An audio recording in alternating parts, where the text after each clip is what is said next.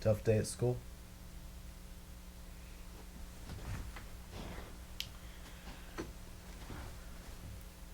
Mommy said you wanted a story.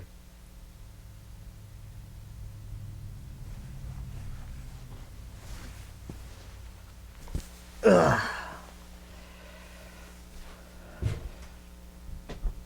I want to read to you a story my dad used to read to me. It's called Wormball. It's about this creature that's obsessed with round things. It just tries to eat them all. It's a real old book.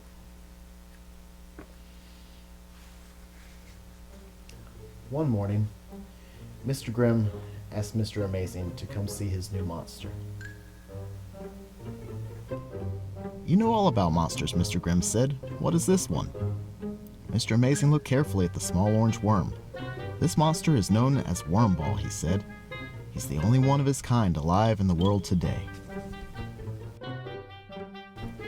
Oh good, Mr. Grimm said. That must mean he's worth a lot of money. Yes, Mr. Amazing replied, but he will be very difficult to keep.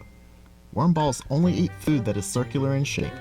As they grow older, they need to eat bigger and bigger things. Look, he's trying to eat my doorknob, Mr. Grimm said. Mr. Amazing explained to Mr. Grimm that the doorknob was far too big for Wormball. Try giving him some marbles, he suggested. Mr. Grimm put Wormball in a glass cage and sold packets of marbles to the crowds of people who came to Grimm Zoo. Everyone liked feeding the little monster and seeing the marbles go down his thin neck. Wormball kept growing and growing until he had to be moved to a bigger cage. Then one morning, Mr. Grimm went to see Wormball. "Where's my monster?" he shouted to the keeper. "He escaped last night," the keeper replied. "Wormball dug a hole in the bottom of his cage and crawled out. Now we can't find him anywhere." Mr. Grimm asked Mr. Amazing how to find his monster. "Wormball will be wherever round things are to be found," Mr. Amazing said.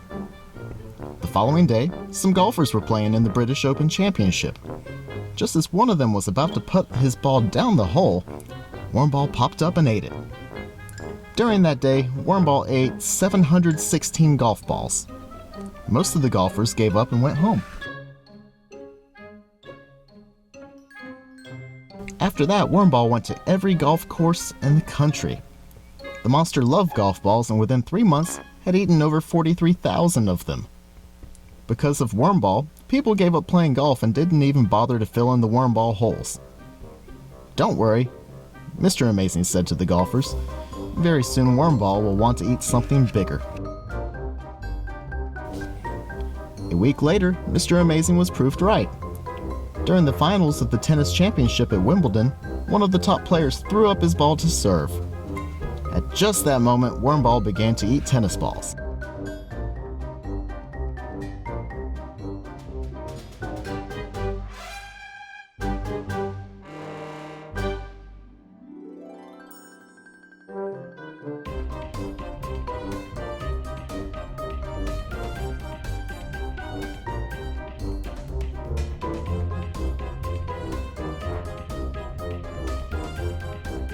When winter came, Mr. Amazing was proved right again. In the first game of the season, the English center forward was just about to kick the ball when Wormball began to eat footballs. Very soon, people stopped playing football.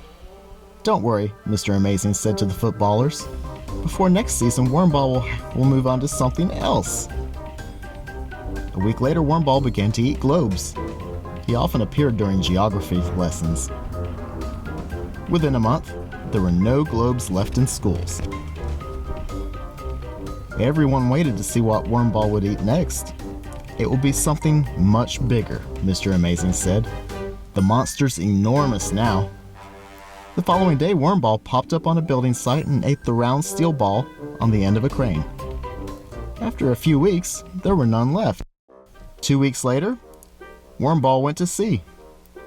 Before long, the monster was seen swimming around the bathyspheres used by deep-sea divers. Wormball had grown so big that all of the divers were frightened to go down anymore. Shortly afterwards, Wormball began to eat balloons. The balloonists were so frightened by the monster that they soon stopped going up in their balloons.